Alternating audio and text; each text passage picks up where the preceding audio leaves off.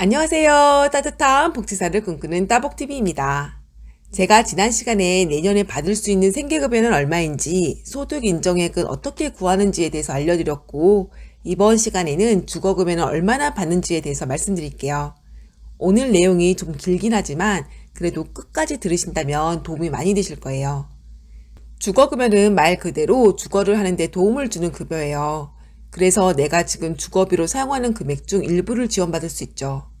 주거급여를 받을 수 있는 대상은 올해의 경우 기준 중위소득 45%가 기준이었는데 내년에는 기준이 1% 올라서 기준 중위소득 46%가 기준이에요. 그래서 올해보다 주거급여를 받을 수 있는 대상 폭이 넓어졌죠. 그런데 주거급여 한도액은 올해에 비해 그렇게 많이 오르지 않았어요. 사급지에 속하는 곳은 한도액이 아예 안 오르거나 올라도 1,000원밖에 안 올라서 주거급여를 올해와 똑같이 받는다고 해도 과언이 아닐 정도예요. 요즘 전월세 금액이 많이 올랐다고 하고 하반기에 더 많이 오른다는 뉴스가 많아서 집값이 더 오를까 걱정이 되는데요. 전 정부가 내년까지 기준 임대료를 현실화하겠다고 해서 내년도 주거급여 금액을 기대했었거든요. 그런데 생각보다 별로 안 오른 것 같아요. 그럼 난 내년에 주거급여를 얼마 받을 수 있는지가 궁금하실 텐데요. 여기에서는 전세나 월세 사시는 분들 위주로 말씀드릴게요. 주거급여는 급지와 가구원 수에 따라 받을 수 있는 최대 금액이 달라요.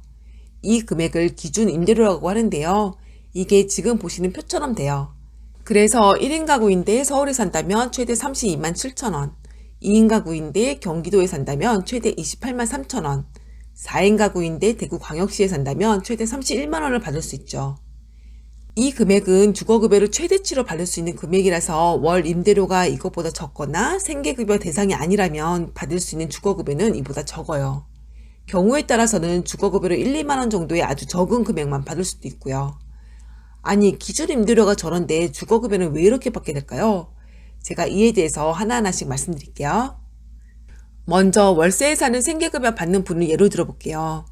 내가 만약 서울에 사는 1인 가구인데 월세 40만 원 집에 산다고 해볼게요. 그럼 이 가구는 실제 임대료가 40만 원이 되겠죠? 이 경우는 서울 1인 가구 기준 임대료가 32만 7천 원이니까 주거급여로 32만 7천 원을 받을 수 있어요. 내가 만약 대전에 사는 4인 가구인데 월세가 50만 원이라고 해볼게요. 그럼 실제 임대료가 50만 원이에요. 대전이 광역시니까 상급지이고 4인 가구이면 최대로 받을 수 있는 주거급여비가 31만 원이니까 주거급여로 31만 원 받을 수 있어요. 그런데 전셋집에 사는 경우도 많이 계실 거예요. 이 경우는 보증금의 4%를 곱한 다음 12개월로 나누면 돼요. 다르게 말하면 보증금의 연 4% 이자를 보증금 조달 비용으로 보는 거죠. 그래서 보증금을 대출했는데 이율이 4%가 안 된다면 주거급여를 받는 금액이 더 많을 수도 있어요. 참고로 대출금은 재산에서 제외돼서 재산으로 안 잡히거든요. 만약 전세자금 대출이 필요한 분들은 이용해 보셔도 좋을 것 같아요. 그럼 제가 전셋집을 예로 한번 들어볼게요. 만약 내가 경기도에 있는 전세 9천만 원 집에 남편과 둘이 산다고 해볼게요. 그럼 9천만 원의 4%를 곱한 것을 12개월로 나누면 30만 원이 돼요. 그런데 2급지 2인 가구 기준 임대료가 28만 3천 원이죠. 그래서 나는 주거급여로 실제 임대료와 기준 임대료 금액 중에 적은 금액인 28만 3천 원을 받을 수 있어요. 그런데 이번에 우리 집에 아기가 태어났다고 해볼게요. 그래서 같은 집에 3명이 살게 됐어요. 그럼 우리 집은 3인 가구가 돼서 기준 임대료가 28만 3천 원에서 33만 8천 원으로 바뀌어요. 그래서 주거급여로 30만 원을 받을 수 있죠. 내가 만약 서울에 1억 2천만 원짜리 전세에 산다고 해볼게요. 그럼 1억 2천만 원에 4% 곱한 것을 12개월로 나누면 실제 임대료가 40만 원이 돼요. 그런데 2인 가구 기준 임대료가 36만 7천 원이니까 난 주거급여로 36만 7천 원을 받을 수 있어요.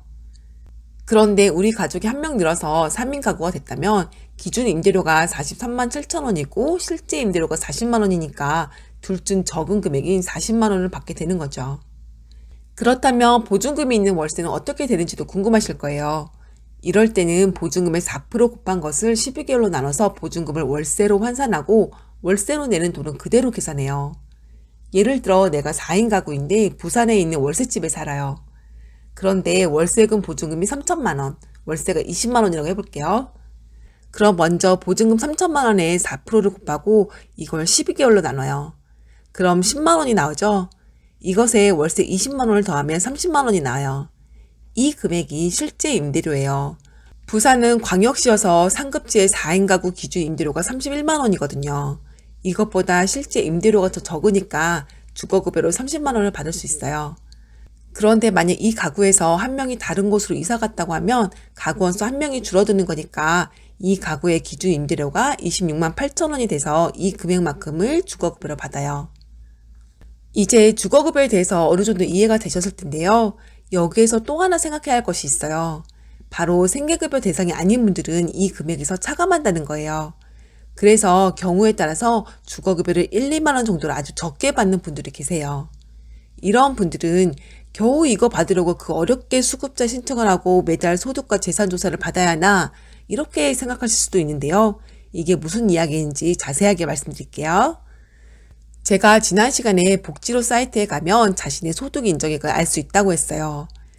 여기에서 나온 소득 인정액이 생계급여 기준 소득 인정액보다 많으면 쉽게 말해서 생계급여 자격이 안 되시는 분들은 자신의 소득 인정액에서 생계급여 기준을 뺀 금액에서 30%를 곱한 금액을 주거급여 금액에서 빼야 해요.